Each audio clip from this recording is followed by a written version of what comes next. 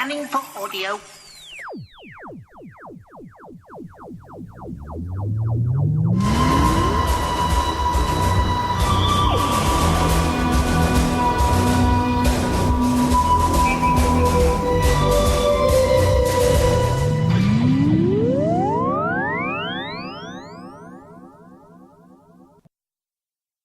You're listening to the Blue Box Podcast, and for the next 60 minutes, or 50 minutes, or 70 minutes, or 80 minutes, we'll be talking about Doctor Who, so you don't have to.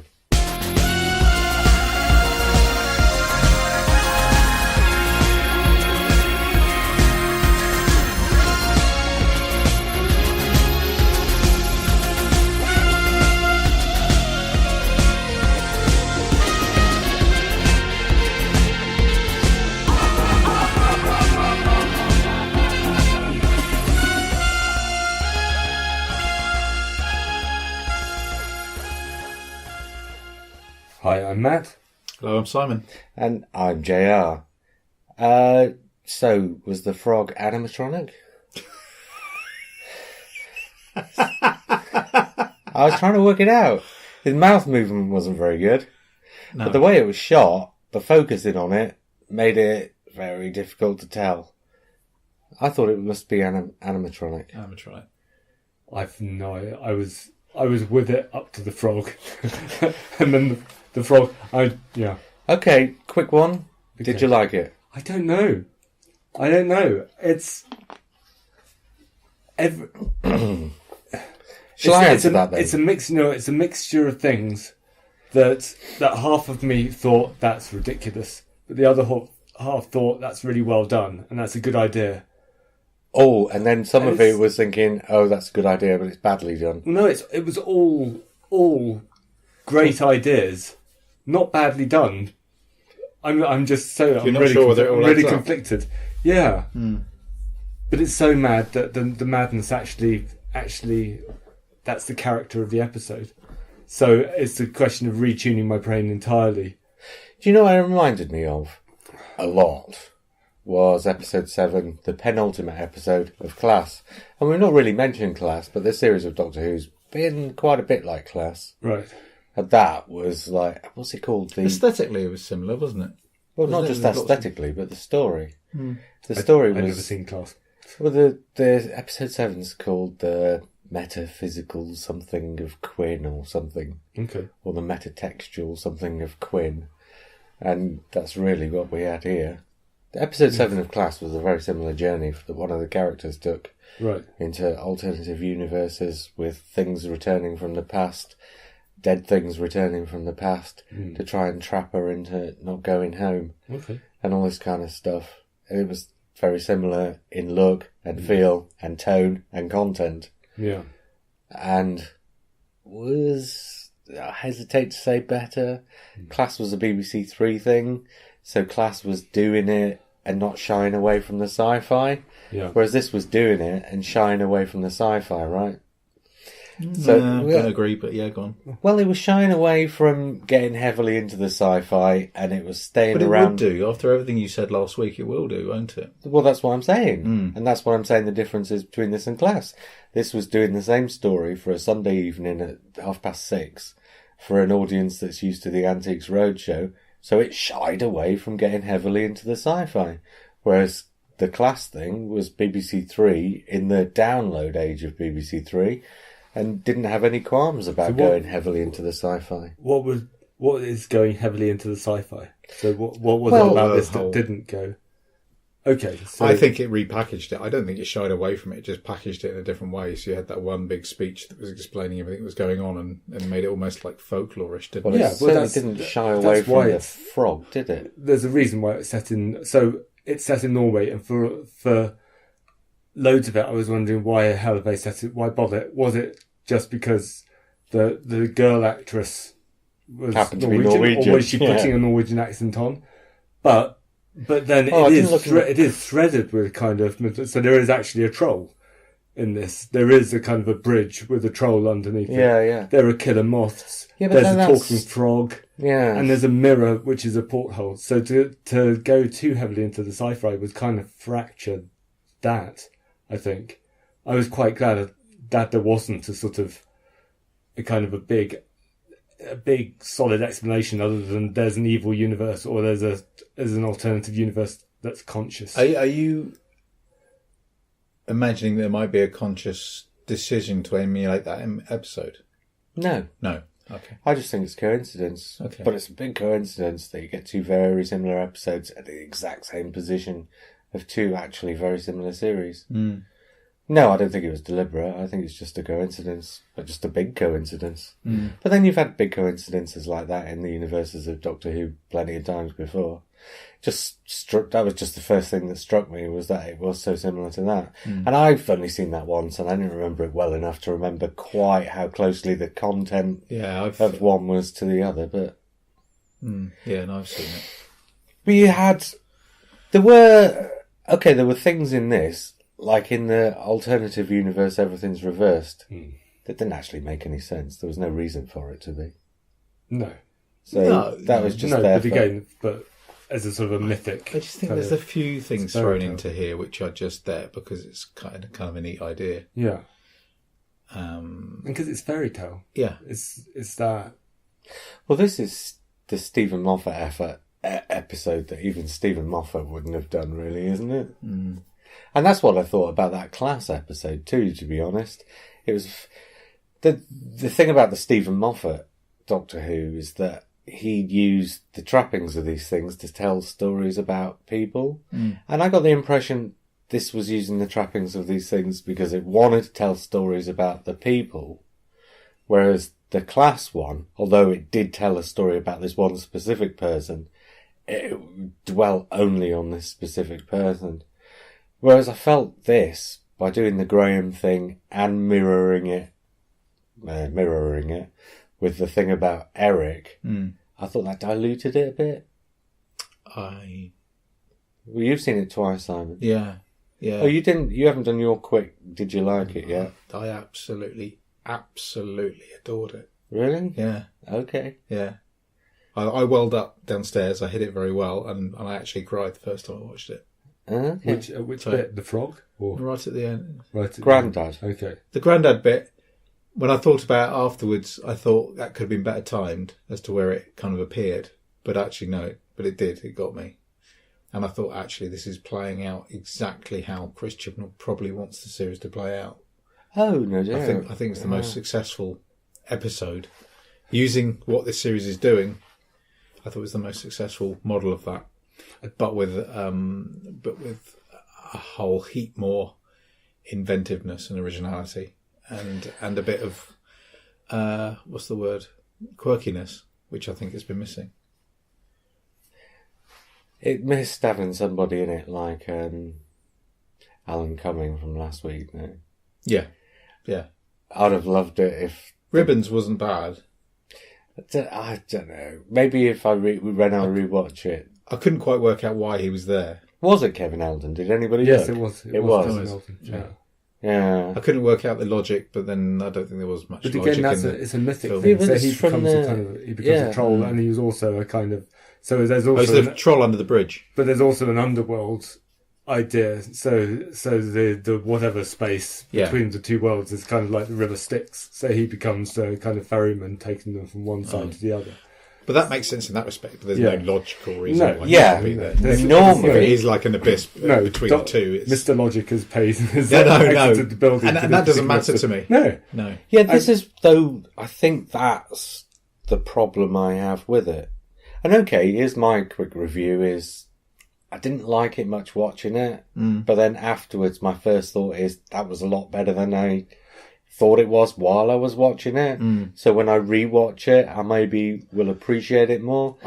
But I kept thinking all the way through, okay, they're bringing all these things in, but somebody like Stephen Moffat would give them rational reasons to be there in the science fiction universe as well as in the mythic universe, whereas this, the rational reasons either weren't there or didn't hold together. That's kind of one of the things that's saving it for me, that lack of a rationale. Yeah, it just means that you just have to accept it as being this. But I find it difficult to accept something like the presence of the troll there, unless there's a reason for the troll to be there. Because otherwise he just turns up and does the expository thing, really, without doing much exposition, but enough to... I think he creates a certain drag on the pace. Yeah. So they're not just literally crossing from one to the other, so there's something in between the two. And it's just another level for you to think, what the hell's going on here? So in that respect, I think it works. But... Tell you what, the... let's call it the River Styx, because I can't remember what she called it. What did she call it? The anti-zone? Or something? Oh, the anti-zone. Yeah. It's very Planet of Giants. Yeah. It was very... Oh, look, there's some light there.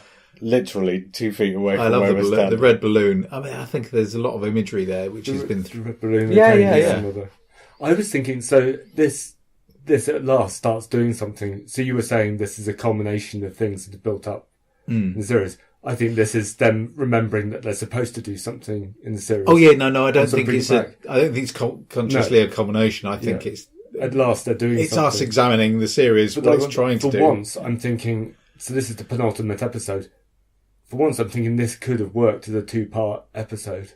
This idea of the mirror universe and people being trapped there may be stretched over the final 2 episodes. Yeah, but then you can really focus in on Graham and the effect of the mirror universe. But I also think Chris Chibnall, because obviously he's taken these stories to these writers and said, will you write this?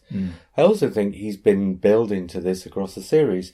Because, I don't know, to me, this goes back to the Saranga conundrum, and the creature in the Saranga conundrum, which was a little bit like the troll leading everybody on a merry dance, which has kind of got a slight echo of Pied Piperness about it, which I don't think you would have seen in the Saranga conundrum, but while I was watching that, that's what I was thinking.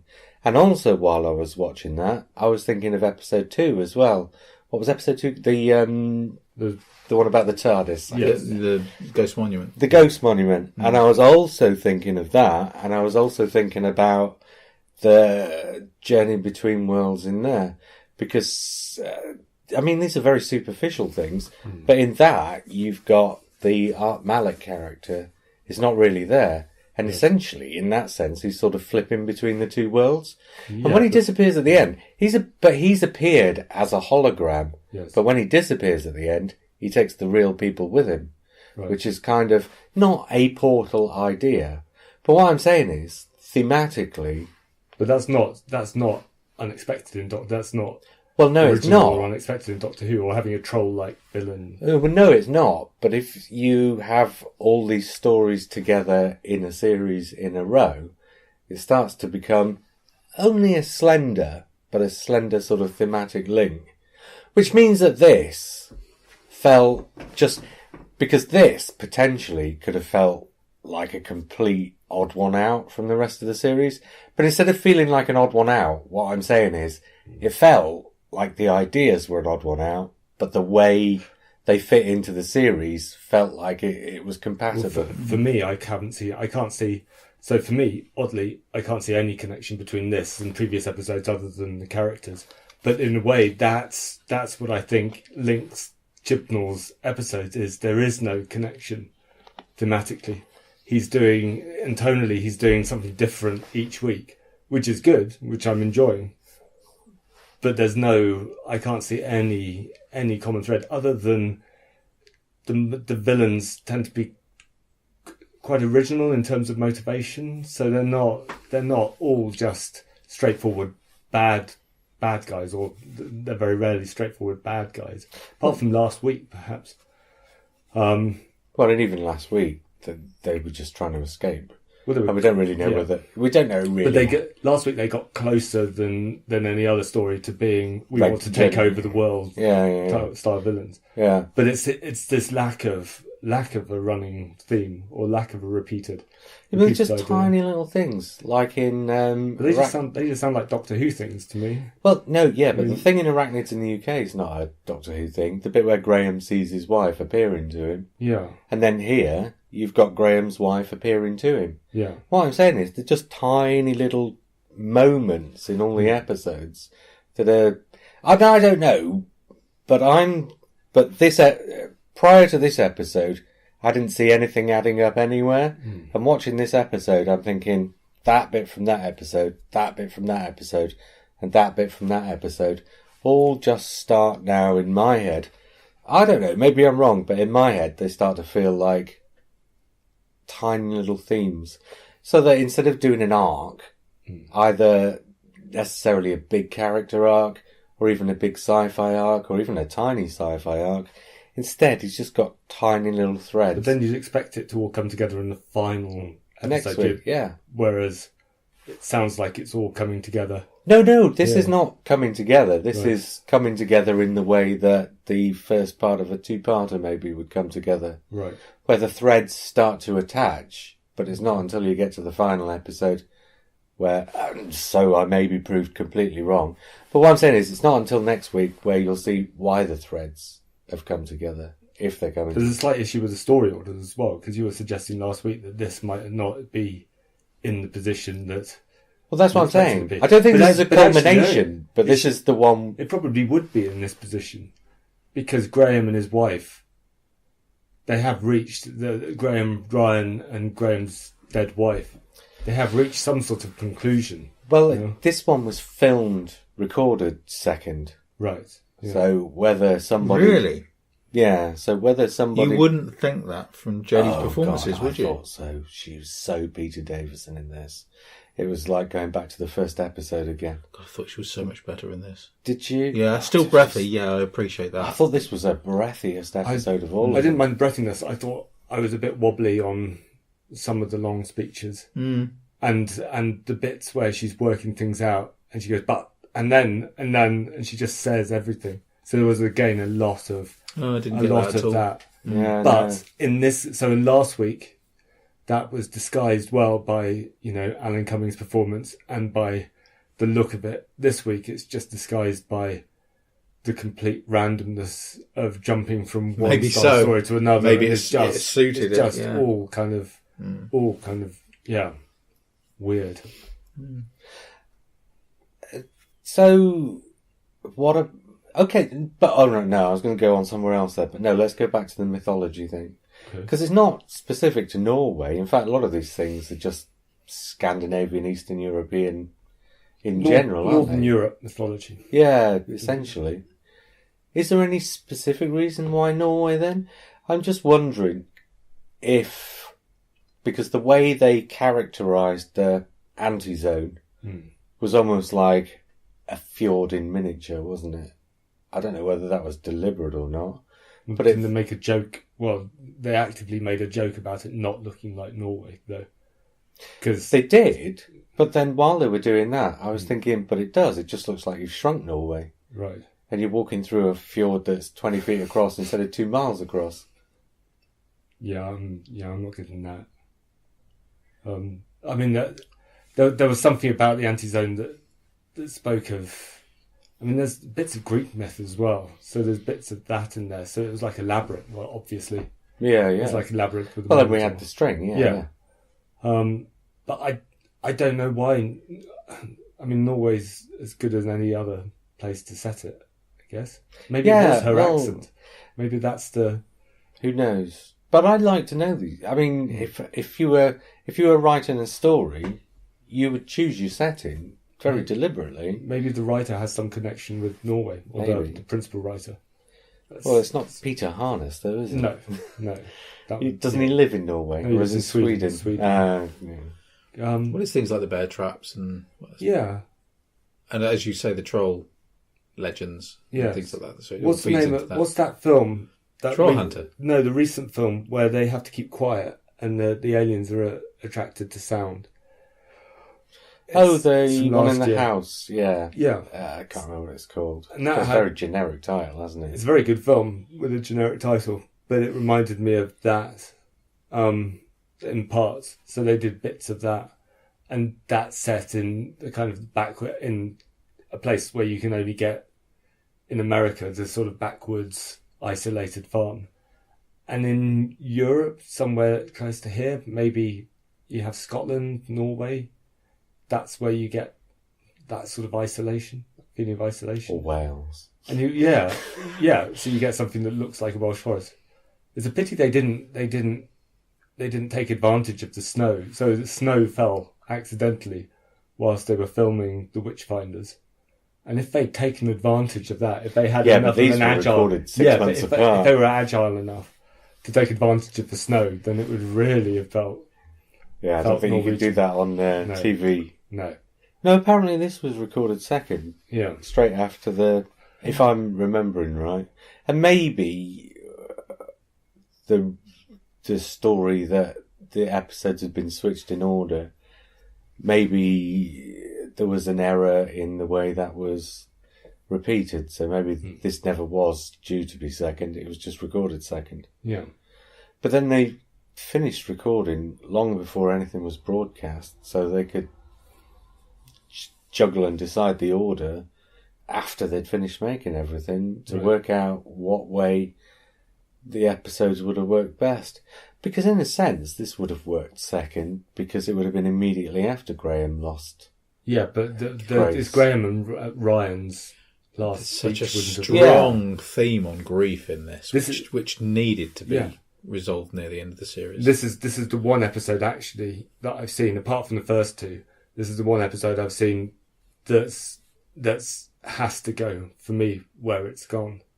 I think all the others are kind of interchangeable, and that's why it's there in class as well. Right, it's the right place for it to be. Yeah. But something like that last speech, that all the stuff in the woods was recorded in Wales. If they'd have decided to switch the order, they could easily have gone up there for a morning and just recorded that conversation or something.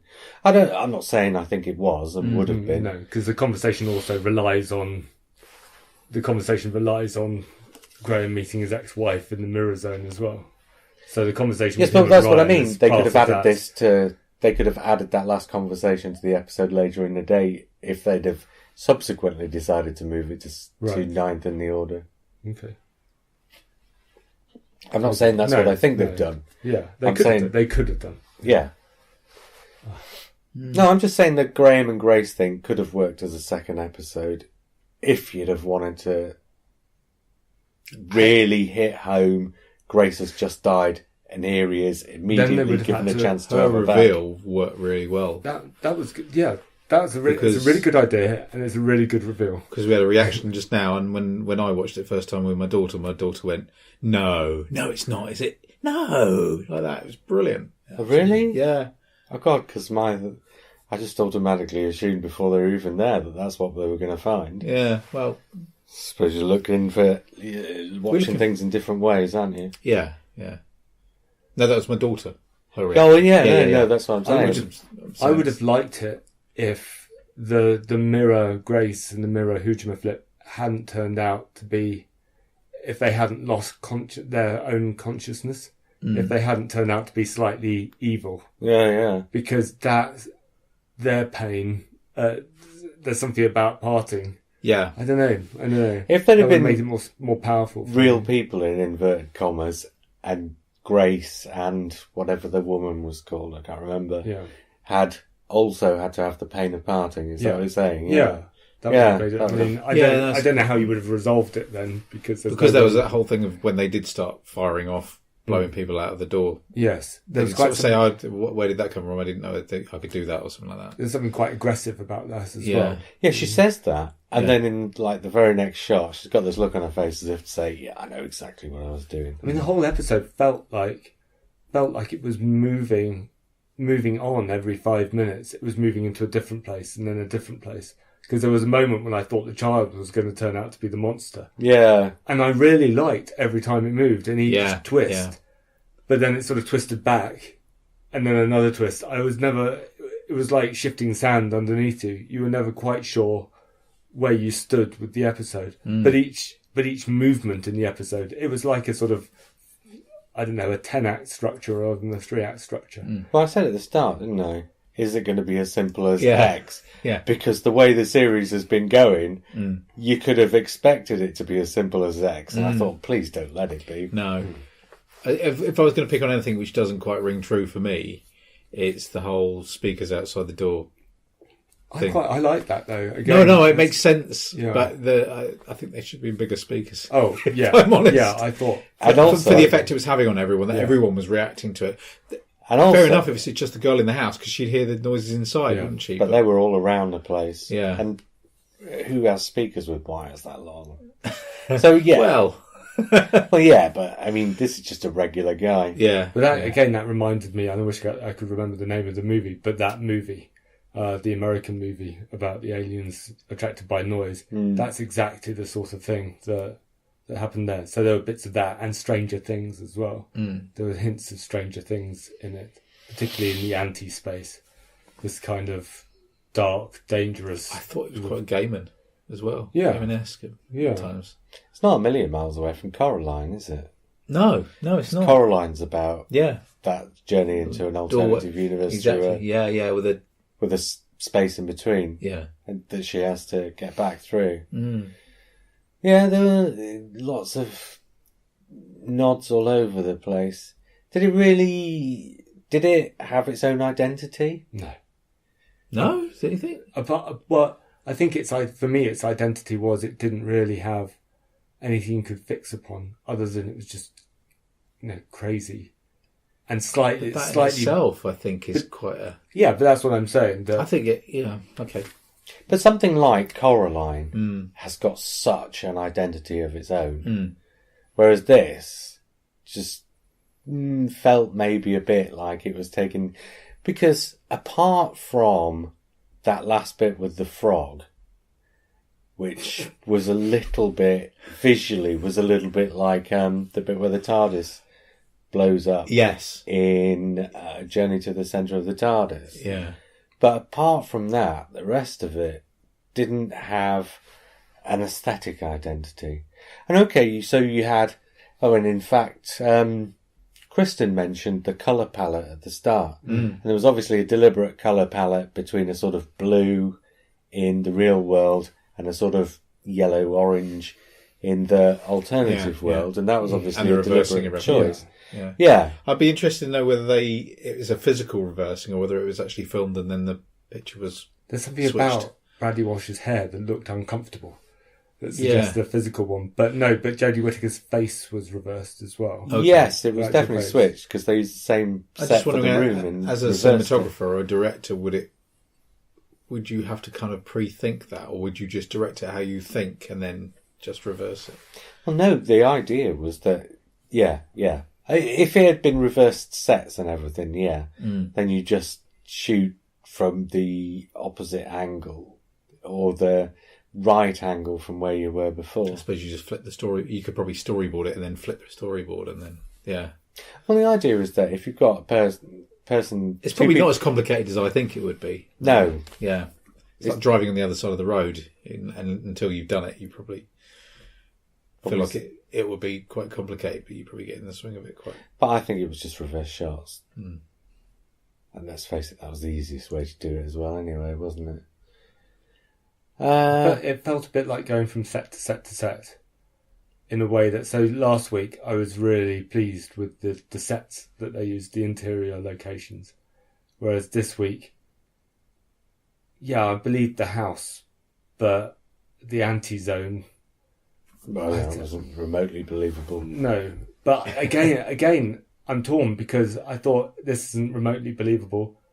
Is that a good thing? Maybe this is a good thing because this isn't the story where being taken out of... It's like an episode of Monkey, wasn't it? Yeah, being taken out of the story wasn't really an issue because you're not supposed to be buying into everything. You're just supposed to be... The whole idea is it's this kind of mythic, strange atmosphere. Did anybody find a story about... I mean, I liked the bit about my fifth grandmother. Did anybody find the idea that all of a sudden she's throwing another sort of old Gallifrey legend that we've never...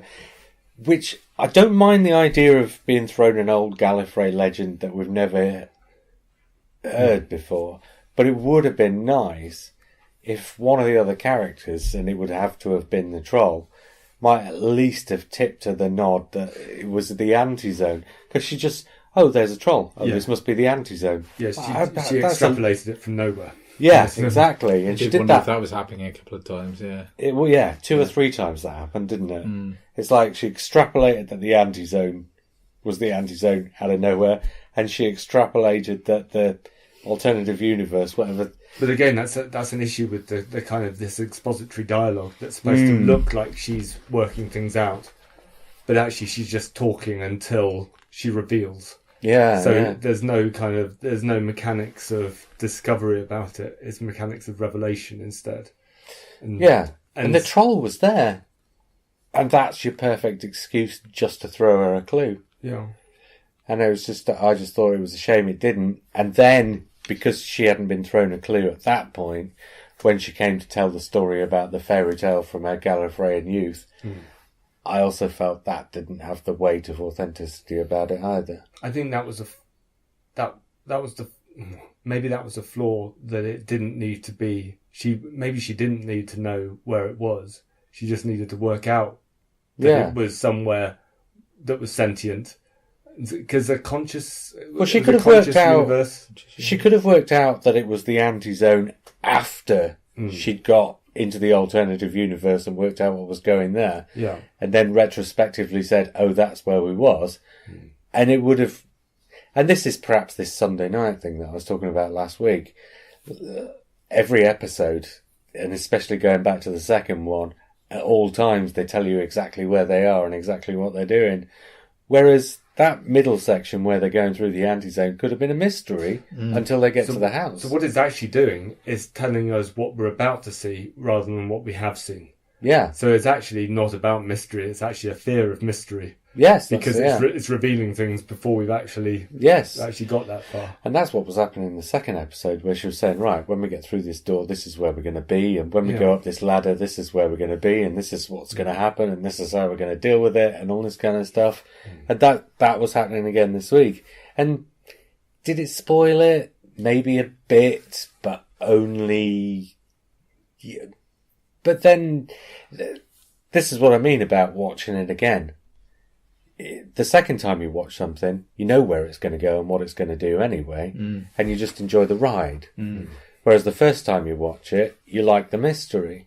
But if the first time you watch it, they're telling you where you're going to go and what you're going to see, that's just like watching it for the second time, the first time around. The thing is, I was the other way around, where I enjoyed it so much first time, I was concerned when I watched it again that it was going to the cracks were going to show, but it wasn't. It was really nice. Yeah, no, see, it works the other way around for me. It usually does for me. Oh, right. For this one. Yeah. Yeah, no, what I mean is, yeah.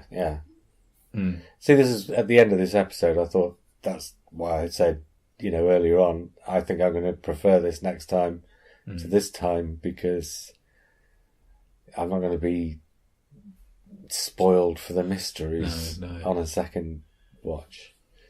We've got a new phrase, though. Instead of ignore the rat, we've got to ignore the frog. Or I have, anyway. No, we've got a new phrase, frog hands. But is the frog bad? I don't know anymore. No, it's not a bad frog. It was just strange. Yeah, I see what you mean. Was the effect bad? I thought you meant... the mouth wasn't moving properly. It was the mouth. But then is that a problem? Because this is supposed to be this weird, surreal frog, and she even sort of talks about how strange it is after she's been blasted back through the door. It's being translated as well. And maybe the TARDIS translation circuits don't work especially well on frog. I know, no, because it was talking in Grace's voice, and she said that, didn't she? Yeah, so it wasn't even the frog's voice. No. So the frog was supposed to be distinct from the voice as like well. So many things in this episode that I'm watching thinking, do I like this? Or is this genius? Or is this just crap? And I can't, I was sort of moving, and I think it might be both. I think maybe for me... I thought the representation of the frog was a bit crap. There's going to be... I think the idea was... genius and one of the most wonderful moments in Doctor Who I've ever seen. Well, very Douglas Adamsy. Yeah, exactly. Yeah, it's nailed. There's going to be people on the forums saying the frog is when this series absolutely jumped the shark, or when this episode absolutely jumped the shark, and then there's going to be other people. Well, they'll quite happily watch Voyager in bloody read Voyager in Doctor Who magazine. We're talking mice. Yeah. So, but it was a Douglas Adams moment. But not in the Douglas Adamsy episode. So it suddenly veered from a Peter Harness episode to being a Neil Gaiman episode to being a Douglas Adams episode. And if you think about that progression, that's going from kind of gritty reality to complete bat bleep craziness. Yeah. Quite smoothly. Yeah. And it does it in a series of jumps, which I was just about clinging on to. So that by the time the frog happened, I thought, actually, maybe this episode needed this Douglas Adamsy frog to balance the Peter Harnessy opening set in Norway. Yeah. Because it could have so easily all just the place falling apart, where everything falls apart and they just run away from it, and then she shuts the mirror and that's it. Yeah. Could have done that so easily. Yeah. Instead, we had that lovely, for me, a lovely moment. Yeah. No, I don't disagree. I think I liked the frog.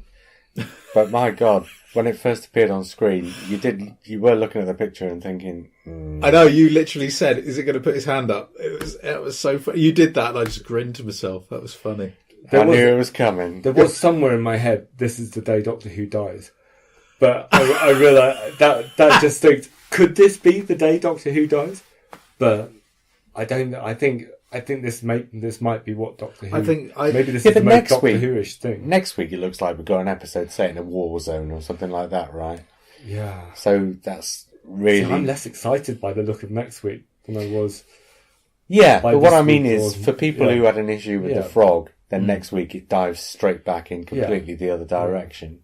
The other thing is, that's where I find it strange that you saying it's the second one that's filmed, and it just felt like Jodie was everything I'd hoped her Doctor would be in this. But maybe that's in the writing. Maybe that's in the writing as opposed to her. You know, how she reacted at the end, where she sort of said, "I've made a new friend. I've got to let you go." And I know that speech was kind of summing up everything that everyone. You know, I've found a new friend. It was a universe, and now I've got to say goodbye to them, which is Doctor's wife. Yeah, and it's kind of symbolic of any kind of grief, particularly for a loved one, isn't it? That every person is a universe in their own right, and you've got to say goodbye to them. That was one of the things I liked about this episode. Because you know what I've said so many times about, I like the idea of the subplots marrying up with the plots and that, so that they all tonally or thematically have some kind of link. And this episode did feel like that. Because although I guess the plot was about the grief of a universe that couldn't exist with the other universes, but the subplots were about characters who couldn't exist with their loved ones. So it all felt matched. It all felt like it matched up and added up into a more complete story. It just didn't feel like that while you were watching it the first time. But then probably it will the second time. Maybe. Because often with these things, the first time you're watching it, you don't notice where things add up because you're worrying about how things will add up. Yeah. It felt more successful thematically than Fear Her. Yeah. Which is its sort of distant relation. But I Can you go into that? Because I don't quite get that. Well, Fear Her is about a relationship between an absent father, a girl, a mother, set in a house. And there's like a pocket universe where people are going between one universe and the other. So there are connections. It's that sort of scale of story. Yeah, no, it's Fear isn't successful about a family. On that level at all, is it? Well, I think it's not successful. I think it's awful though, Fear. No, I think the idea the idea is good, but it's the conclusion with the Doctor running the torch. Yeah. Through that's just horrible. They go to a Fear Her goes to a heightened level, and it's been years since I saw it. Fear Her goes to a heightened level, but its heightened level is this sort of, I don't know, slightly cringing thing that doesn't really match. Well, it's never defined where these people are taken, is it? You just see them as drawings, and it's suddenly. Remember. Yes, because it's the cheap episode and it's not very well realised. The impression it gives is, they've been turned into drawings. Yeah, but they've actually been taken away to an alternative dimension where they exist as drawings, right? But they're still alive and exist. It's just that in that dimension, I guess. Whereas here, the alternative universe... We didn't see the drawings animate, did we? Yes, only in the pre-credit sequence. Pre-title sequence, rather. They could only afford to do it once, so they stuck it in as the cliffhanger into the titles. And then we didn't see it again after that. There's so many fans who would have done it for nothing, aren't there? Yeah, but you can't do that. No, I know. I seem to remember bits of Fear Her a bit like the Babadook. It's have that kind of slightly sort of stop frame creepiness to it. Only that one bit. That it was. I don't know. I can remember being slightly alarmed during it, but I didn't like the fact that they lied. The girl was right that they shouldn't have lied to the girl. So the doctor writing Ryan's instructions and saying that it was a map or a plan or whatever. I think the girl's got a point that. Yeah, but the doctor didn't want to say, "I think your dad's dead." No, but if you've got a blind girl, you shouldn't really take advantage of her blindness in order to try and get something around. From a writing point of view, I'm interested to know where the idea of the girl being blind came in first. I mean, was that the idea with that was that she could then stay in a house? No, I think the idea is because she's blind, he doesn't dare take her through this anti-zone. Wasn't that the idea? Because he thought it was too dangerous for her, because it's dangerous enough for somebody who's got all their senses about them. I was thinking whether it was to do with the fact that she's in this house, and as far as she's aware, there's things outside, and there's the sounds of this. That fits in. But that's what I'm saying. I think I'm just wondering where in the process of writing, what the initial idea was and where that came in. And it works. Like you were saying about Norway, you're never quite sure where Norway comes in apart from this kind of mythic level. Yeah. But again, blindness on the mythic level, there's something about that kind of works in a fairy tale sense. And mirrors, yeah. Yeah, there's lots of blind people in myths and legends, aren't there? Yeah, it was a bit of a grab bag. But they seemed to grab lots of things that suited each other. I think they got away with it. Yeah. But I think I do think it's one of those things that could have just not worked at all and could have been a mess, but it isn't, which is probably why I love it. Yeah. For me, last week was they were successful in what they set out to do something that was successful with it.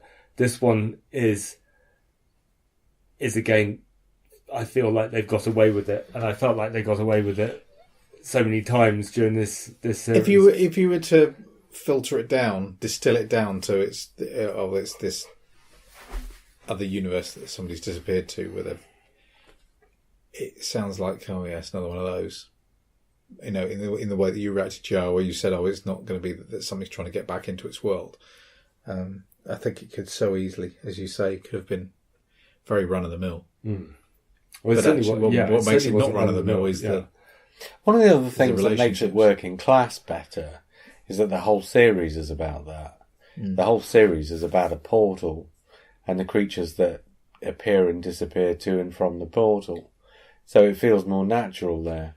Whereas here, you've not had a huge amount of this kind of thing.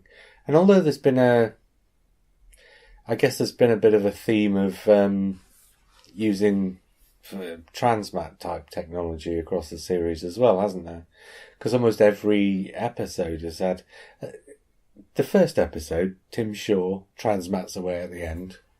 The second episode, you've got Art Malik transmatting the two racers away at the end. Rosa, you've got Thingamajig zapped away at the end in the same way. Yeah, but matter transmission is such a... It is sort of an every episode thing for Doctor Who. Well, it's not though, is it? It's quite rare in Doctor Who. But it's been in nearly every episode of this series. It's in Saranga. Is it rare in Doctor Who? It's pretty... effectively you get... It doesn't happen very often River because Song, it doesn't every need time to. River Song's in it. There's Transmats. Yeah, but River Song is in average 2 episodes a series, 3 episodes a series. So picking out random, but that's the girl who waited. No, but you're talking about one character. Black Spot. So every time No, I'm now thinking of other instances. Yeah, no. But when you say River Song, yeah, that's that character with that transmat. Yeah, okay. So you can only really count that once. Okay, but I mean, the girl who waited, Curse of the Black Spot. I'm just picking out random ones. The girl who waited, there's no transmat. Yeah, she sort of zaps from one bit. Well, they go through different doors. Yeah, but they're not transmatted. She goes into a different time stream. So that's what happens here. But she's not moving from one place to another. That's what I'm saying. Okay. People have moved from one place to another by transmission of matter in nearly every episode. Apart from this, Arachnids is the apart from the one. Well, no, it looks the same because the other universe has made it look the same, but it's actually somewhere else because it's this other universe, isn't it? Yeah, but they've gone through a door to get there. Effectively, they haven't. Yes, but that door is transmitting matter. Okay, so how is this door different from the one in the portal and the girl who waited, where she opens a door and goes through it? No, she's still in the same place. She goes into a different time stream, doesn't she? Okay. But physically, she's in the same place. Okay. Yeah, I don't know. I'm not convinced that there are sort of unifying things connecting these stories. I think I'm not saying this is an arc in the same way as. No, I know, but I don't think it's even a conscious thing. I think just villains transmatting in and disappearing at the end. That just feels like something that Doctor Who does on a regular basis. Yeah, but it doesn't usually do it on a weekly basis. I don't know. Well, maybe it's unoriginal then. Maybe that's the thing. Maybe there's I don't know. Well, in the days of Star Trek, they invented the transporter, didn't they, to cut down on ship effects, shots and things. Yeah. I mean, I'd agree that there's something in this series where it's going back to this Hartnell idea of separating them from the TARDIS.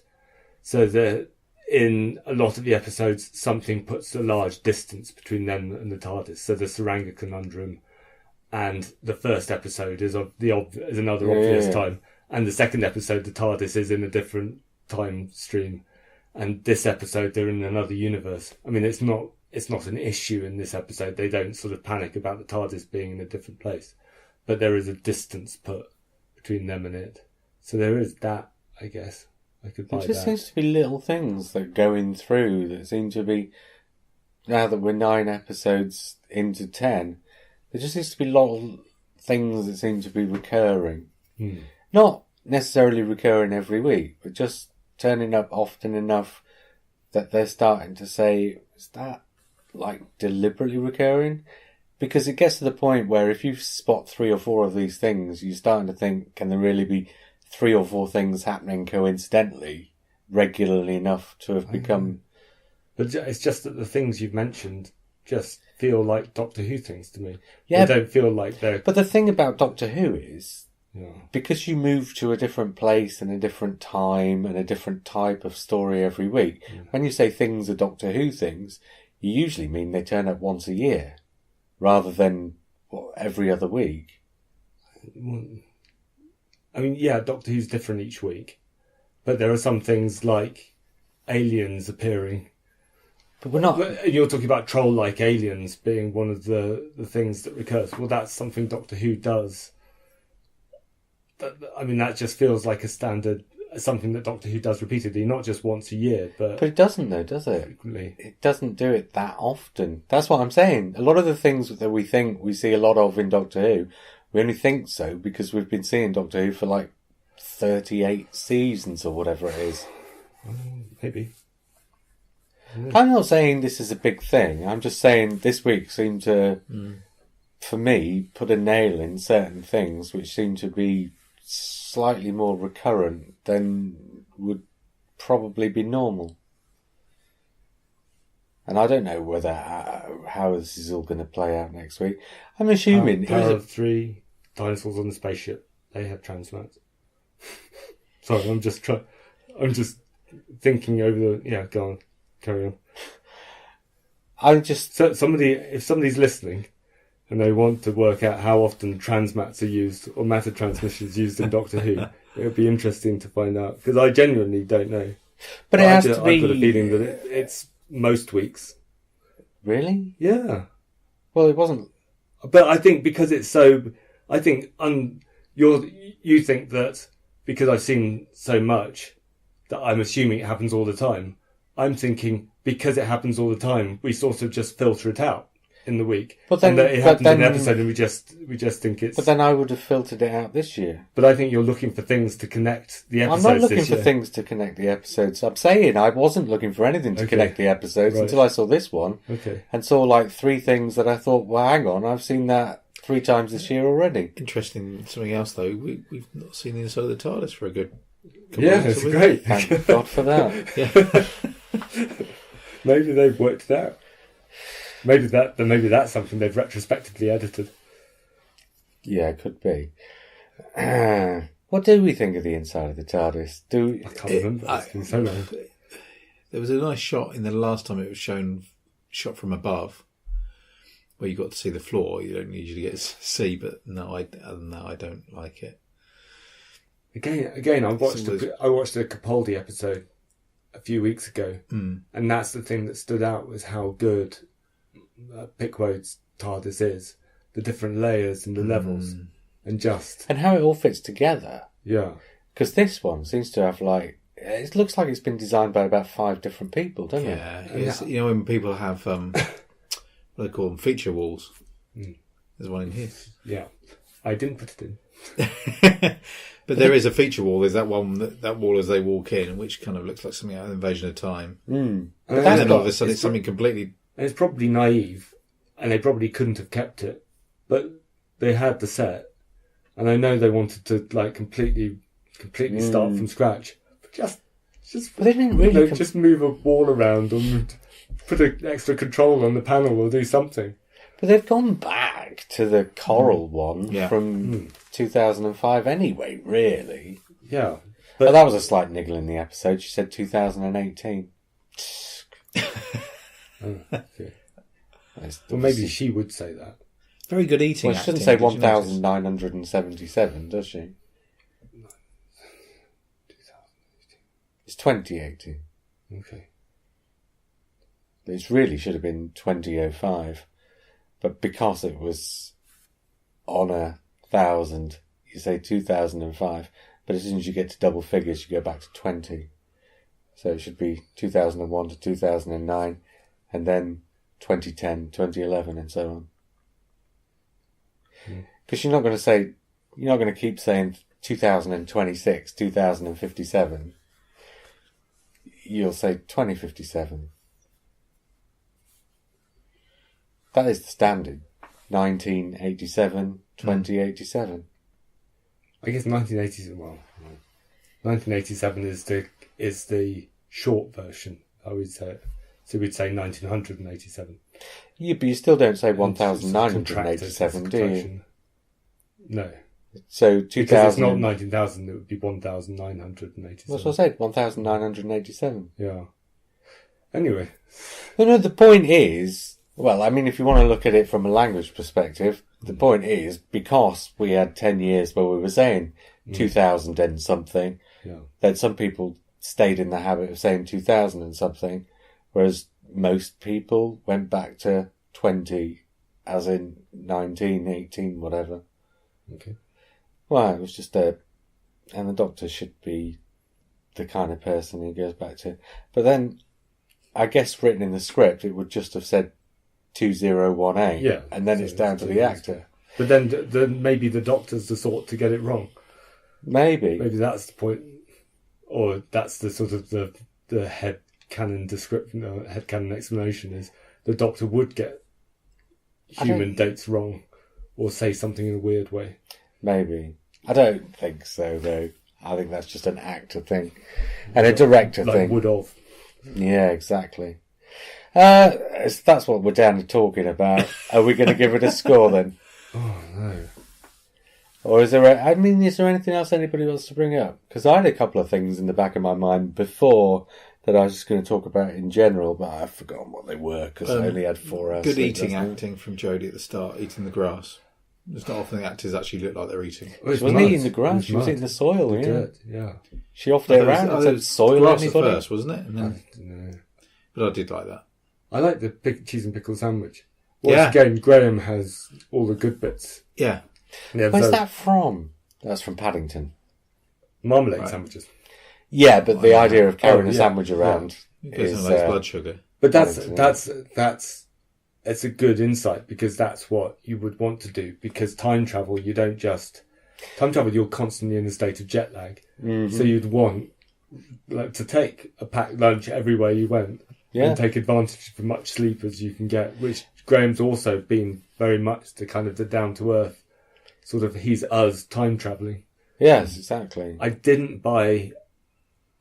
thought there were dodgy moments with Yaz in this episode. Yeah. I thought the moments with Yas. What do you mean with the police background? Well, there were some moments where she suddenly remembered that she was a policewoman. But I don't think it's that she's suddenly remembering she's a policewoman. She's doing the same thing she does every week. She's just pointing it out this week because somebody's asked her. Yeah, Ryan said, "Oh, you were really good with a girl earlier," and she says, "I'm trained in it."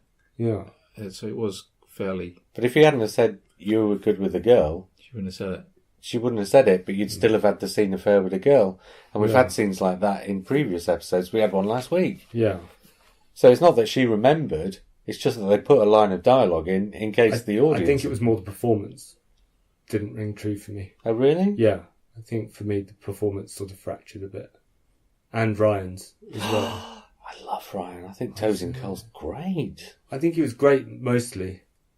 But he was given a few lines to say that I think were just slightly clunky. Oh, he said something like, they pointed out that there was somebody in the cottage. So he said, there's somebody in the cottage. Mm. And that's... yeah, I thought that you had to really confirm me, that somebody had noticed it. Yeah, but... Did you? Oh, well, I thought with that bit, yeah, I was more like when he picked up the speaker and said, "Why would you do that?"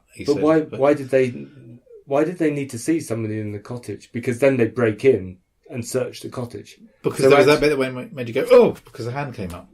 Yeah, so we saw that. Yeah, but they didn't need to. They didn't need to see it because they were still going to look in the cottage. And they actually went into the cottage as if it was empty. Because they weren't saying, hello, who's there? They were searching the cottage, which is a dodgy thing, and then they're shocked to find somebody in the cupboard. But to be fair, if they hadn't seen there was somebody in the cottage, they wouldn't have looked in that cupboard and found the girl. Well, they looked in the cupboard because there was a banging in the cupboard. So they weren't searching for the girl. I don't think they would have even bothered looking in the house if they didn't think there was someone in there. Oh, I wonder if... Because they said there was no smoke coming from the chimney. Yeah. I don't know. It just felt a bit strange that they'd break in. I don't know. I loved that, though. That makes sense of Jodie doing her long sonic screwdriver sweep when you see the locks go one by one. That was great. Okay. Yeah. Did we like the Grandad moment? Yeah, my emotions obviously did. What didn't ring true with that was the fact that Ryan didn't see her as well. But maybe it does work because of that. Because he said, well, that was the beat. Was that it worked because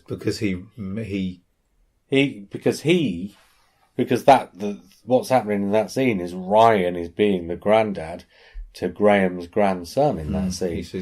He's saying, I miss her too, which is what you'd expect the other way around. But also Ryan not seeing her means that Ryan's able to say, actually, it was her.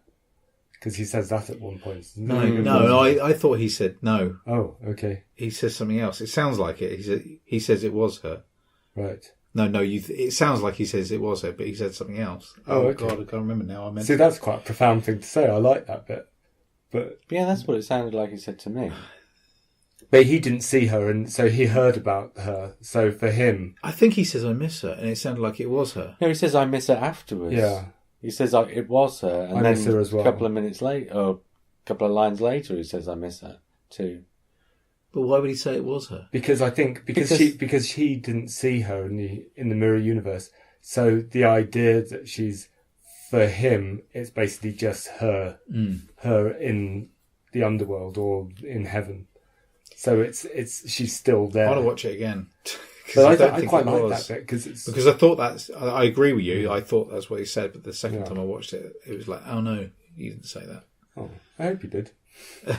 Maybe the second time you just skipped that line and landed on another one, because you do tend to second time you watch things, you do tend to zone out sometimes in the dialogue, don't you? Because I was pretty sure he said it. Okay. I liked it. I thought it was a good moment. It was obviously coming. Yeah. And I thought they found the best place to... I mean, it had to be in this story. And it was obvious when that scene started that it was going to come in that scene. But then the reason why it was obvious that it was going to come in that scene when that scene started was because it finally was earned and deserved and proper and fitting. For a second I thought Graham was going to die when he had the knife. I'm kind of still fairly convinced that Graham's a goner, but I don't know. I'm thinking that less now as the series progresses. I think that was just me assuming that the characters would have more development than they have. If all the characters leave at the same time, I'd like to assume that Graham will go off and look after Ryan, and they'll look after each other. That'll be how it'll be left. But there's a rumour. Close your ears for 10 seconds if you don't want to hear rumours. That the two boys are going to leave, and Mandip Gill's going to stay by herself. Okay. That's the latest rumour. Okay. Which, so that seems like an odd rumour because you'd think it would either be all or not. Well, it works. That works in the character terms because she's less the odd of a one connection. Out. Yeah, and it works in an actor's terms because Bradley Walsh, I think, is busy, and he's going to be busier after this because this is a good, probably better than Law and Order. This is a good showcase of his dramatic balance. Tosin Cole as well. Frankly, he's gonna. You get the impression of the younger actors in it, that the one who's going to have more star appeal is probably going to be Tosin Cole. Because I don't feel like Mandip Gill's been really had the same opportunities, has she, to shine? A lot of people have been saying, she's being left out, she's been left to one side, they can't find anything for her to do because there's too many people there. I actually really like that number and that balance. And I think the fact that she's got less to do suits the number and the balance. And I don't think she necessarily ought to have more to do. Because if you had 4 people in a team of some kind, not everybody in that team would be busy all the time. There would be certain stronger characters and certain weaker characters in the team. Because all people are different, and some are going to be the ones who speak up more often. And her being the one who doesn't speak up so much, but just quietly gets on with things and quietly goes about helping in her own way, that just feels kind of natural to me. So this team has actually appealed to me in that way. And actually Ryan's the one who hasn't had a kind of a story dedicated to him. So Yasmin? Yasmin, she had Demons of the Punjab. Graham had this story. Ryan hasn't really had something. I mean, kind of Rosa. Oh, not in the same way. But Rosa kind of is eclipsed by being about Rosa Parks rather than Ryan. But then Rosa was if you were going to narrow it down that way, Demons of the Punjab was the Asian girl story. Yes. Rosa but it's also about their family, story, about their family as well. So Ryan's the one who hasn't had this episode set around his family. Because his family's there with him the entire time. Yeah. So it's almost like the whole series is about Ryan and Graham, with the Doctor and Yaz being the two auxiliary characters almost. Except, of course, that's not how it works, being that it is Doctor Who. And, of course, Jodie Whittaker's been right at the absolute smack-bang centre of absolutely everything, spouting off exactly what's going on the whole way through. Which is why Yaz feels like the loose limb. But I don't think it'd work as well if she wasn't there. I think if you took her out of it altogether, I think it'd work a lot less well. Yeah. So I just think... And, people said... One of the complaints is Chris Chibnall going to write a Doctor Who with 4 regular characters. He has to write a Doctor Who with 4 regular characters where everybody gets a story every week and all this kind of stuff, because that's how it's always been done. But we've said it. He's writing Broadchurch in space. And in Broadchurch, you've got a dozen characters are in every episode. But some of those characters are kind of not main characters and might turn up in every episode, but they're not in it very much, and they don't have much of a significant impact on what's going on until one of them turns out to be the murderer. Spoilers. But Yaz is just kind of she's part of the TARDIS team. She has an important role to play. She's actually a kind of facilitator, isn't she? Because you've got Ryan, who is a little bit inept at times, and you've got Bradley Walsh's character, who bumbles around and does his thing his own way. But she, if somebody just needs the job done, Yaz is the one going off. She's a pragmatist. Exactly. Yeah, that's the word I was. And Graham's basically the eyes and ears. He's the kind of he's the witness to these things, and Ryan is somebody who experiences these things because he's bumbling through the adventures, and the Doctor's the guide, which is how it works. But Doctor Who's always had a slight problem because Doctor Who isn't Broadchurch. Broadchurch is an ensemble. Is an ensemble, but Doctor Who has to have the Doctor as a central character, otherwise. But it started as more of an ensemble, and the Doctor wasn't the central character right back at the start. No. And again, I think he's trying to balance 2018 with 1964. Yeah, I don't have a problem with that. No, I think it's worked actually quite nicely, really. It's appealed to me. I think it's worked as as something that feels different. It wouldn't. I think it couldn't continue. Its natural settling point is probably fewer companions. I mean, probably its natural settling point is more like Russell T Davies. I think that seems to be how it kind of relaxes down and then builds up again. I think actually, ideally, you'd probably have two, because that allows somebody to go off have a story, but it also allows one to stay with the Doctor, or split into two and a one. So you can have a guest character of the week, but you don't leave somebody as a loose limb.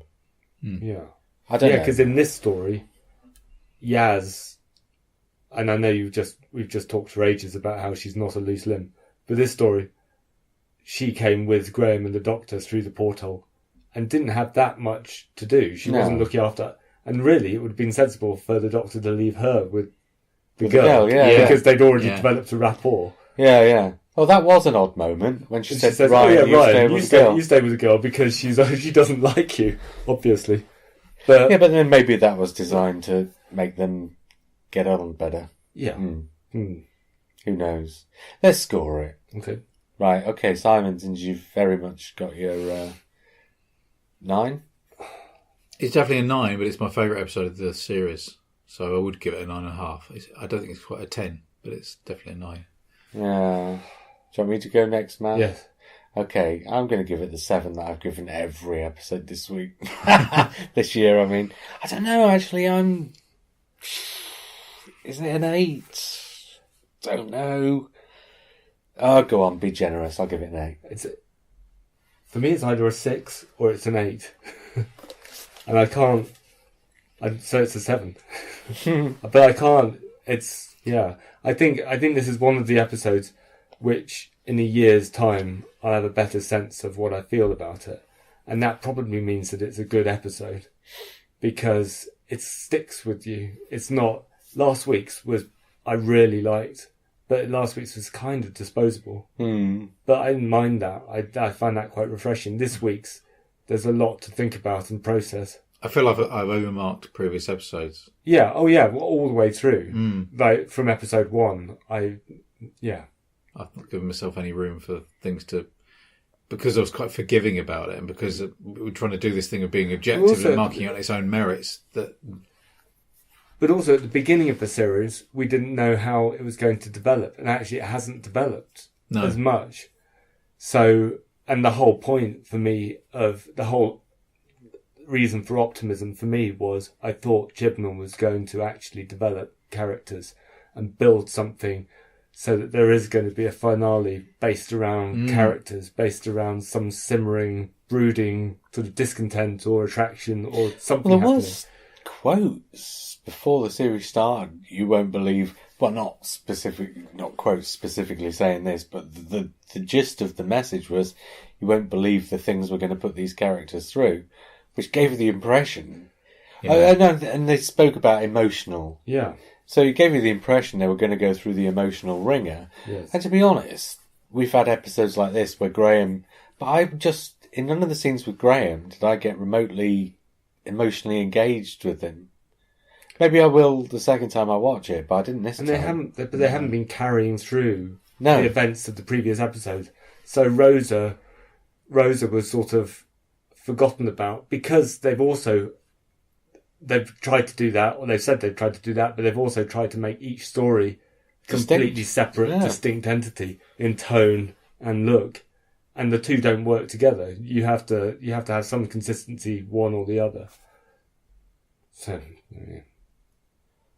Right, next week then is the Battle of Roron Rock. I can't. Okay. It's got some odd. I think it's called the Battle of something or other. Some alien name from the New Adventures. Is what it sounded like. Oh, you're looking at the timer? Oh, I cut it short. We could have talked about other things. Do you want to talk about other things? No, let's wrap up in the next 25 seconds. Oh, because of the sweepstake we had before about how long this episode would last. Has anybody got any films they've seen in the last 3 days since we last recorded? Apart from Andy from the podcast. Let's not promote his. No, we don't want to promote his little short film. Little short film. He's it was made a couple of years ago, but he's put it out on Vimeo for anyone to watch. So if anyone wants to see Andy Robinson's last short film, it's about 8 minutes long, called 2 Feet Tall. So stick that into the search bar on Vimeo. It's good. I've reviewed it for the magazine. Yeah. Yeah, it's well worth seeking out. A couple of awards, and everyone who sees it seems to like it. Yes. All right. So we didn't go quite absolutely specifically to the number of minutes you wanted, Matt. I might have been lying. Oh, I don't know. I can't see it from here. I was JR. I was Simon. I was Matt. And we'll speak again soon.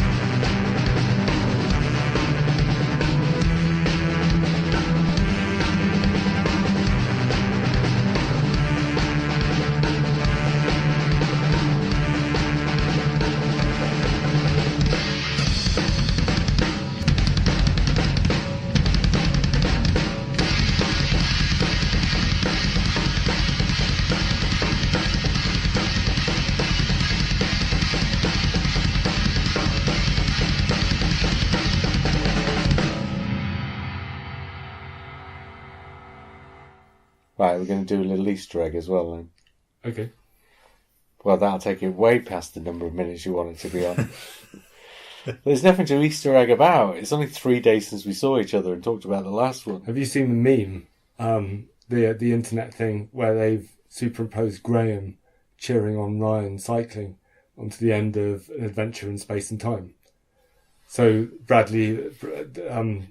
David Bradley's Doctor, you know how he looks over at Matt Smith? Yes. Yeah. And goes a bit misty in the eyes. Yeah. But they've superimposed Graham over Matt Smith going like this to Ryan. And then David Bradley's eyes go really wide. It's really funny. I can't tell. It's possibly promulgated by people that really don't like the series at the moment, but it's still funny. Anyway. What else has been going on in the world? The Doctor Who world on the internet. I saw a brief suggestion before everybody arrived on Facebook that somebody's discovered audio recordings of lots of early Doctor Who. More audio recordings. So there we can They've got tapes and they're sending them off to Kaleidoscope for reconstruction. So that could be fairly big if they've discovered a new source of audio recordings. Most of the audio recordings we've got, though, are from Graham Strong's his name. Mm-hmm. Yeah. Where he actually wired his tape recorder into the TVs. You're not going to get better recordings, really. I don't know. There are, but they mashed up. So to get the really good recordings, didn't they take lots of different sources and patch them in? They did, so there's still a possibility of... Yeah. It would still be a big news news thing if they've discovered another. Why would they send them to Kaleidoscope? Don't know. Well, the Facebook thread underneath was saying don't send them to Kaleidoscope, send them to the restoration team. Yeah. And apparently the restoration team had commented saying yes. Yes, they're better off with us than they are at Kaleidoscope. Yeah. What an odd... Am I right in thinking those two rediscovered Morecambe and Wise's came from Philip Morris? Yeah. His secret warehouse full of... Oh, he certainly tweeted about them, but I don't know whether that means that he... They were found in... I can't remember. Something came out about it later and I'd missed it because the story was over. They were found in an attic in Sierra Leone or something. So they weren't even in the... Or were they... I'm thinking now, because the original idea that everybody thought was that they were found in the TV station in Sierra Leone. But I'm sure I read something afterwards that it was like an attic or something. Okay. So they weren't the TV station after all. Or maybe it was an attic in the TV station or something, but it wasn't where they... And were they in a rough state, but they've restored them? I think they were in an okay state. Okay. What they've done is they've used the chroma dots to restore them back to colour. Okay. And I'm sure I also read that they're both going to be repeated on the BBC over Christmas. Wow. In colour and restored. Well, hopefully it did come from Philip Morris then, because that would be good for him. Oh yeah, he found them. Yeah. And one day we'll find out what else he's found. Yeah. All right, then I'm going to knock this on the head. Whether this stays to the end of the podcast, who knows?